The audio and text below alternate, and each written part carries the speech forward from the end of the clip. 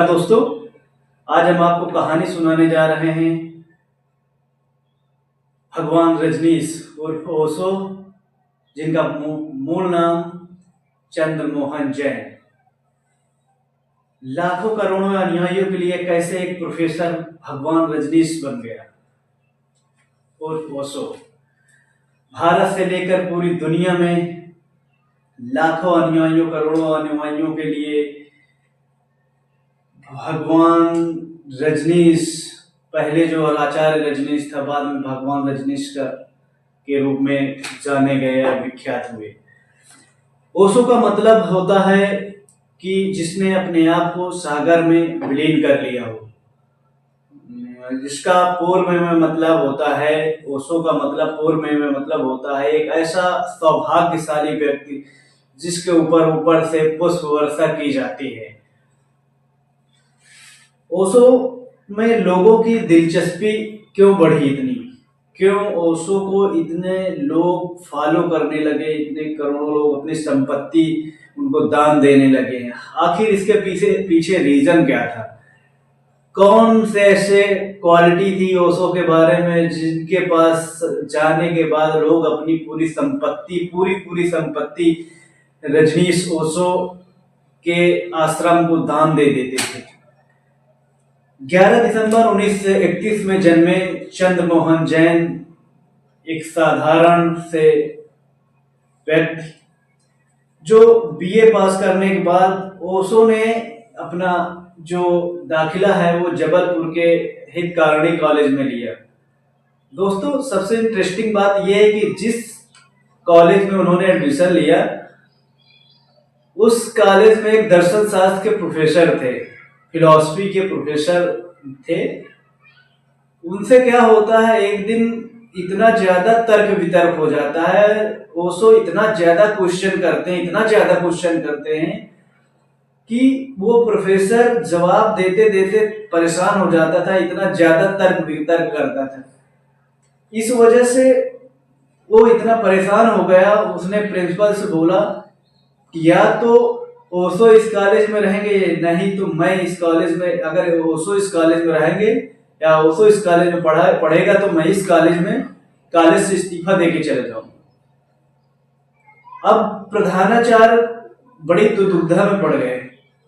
हालांकि उनको ये जानकारी हुई कि ओशो की इसमें गलती नहीं है, उनकी 1% गलती नहीं है, फिर भी प्रधानाचार्य ने ओशो को अपनी ऑफिस में बुलाया और बोला कि ओशो, आप अपने इस कॉलेज को छोड़ के आपको जाना होगा। उनको कॉलेज छोड़ने के लिए आदेश दिया गया। ओशो ने इस शर्त पर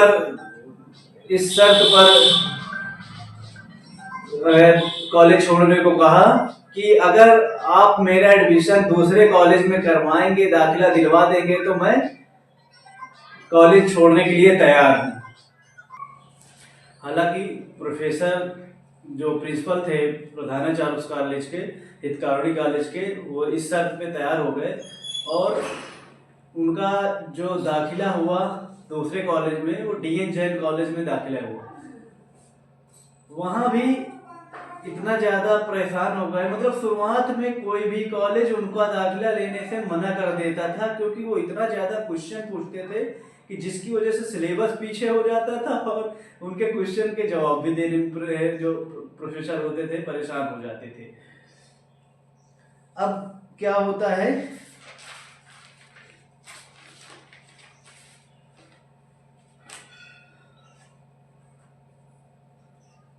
ओशो ने अपने कैरियर की जो शुरुआत है रायपुर के संस्कृत विश्वविद्यालय प्रवक्ता बनकर की थी।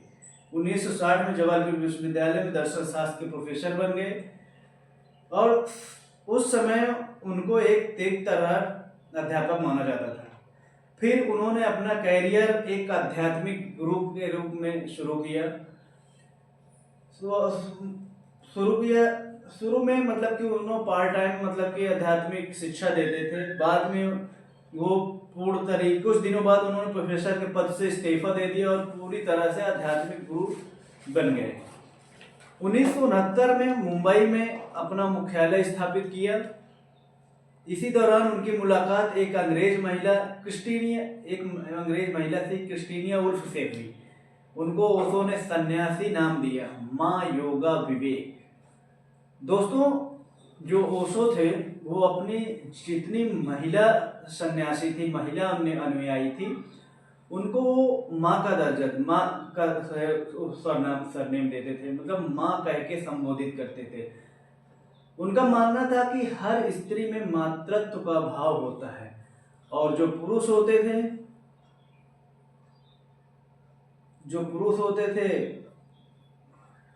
उनको अलग नाम से पुकारते थे।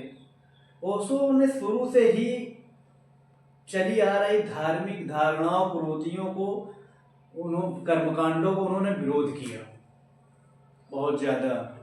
उनकी नज़र में धर्म कुरीतियों का शिकार होकर अपनी मूल जो अवधारणा, मूल शक्ति है वो खो चुका है।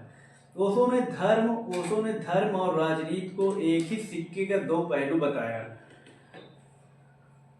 जिसका एकमात्र उद्देश्य लोगों पर नियंत्रण करना है।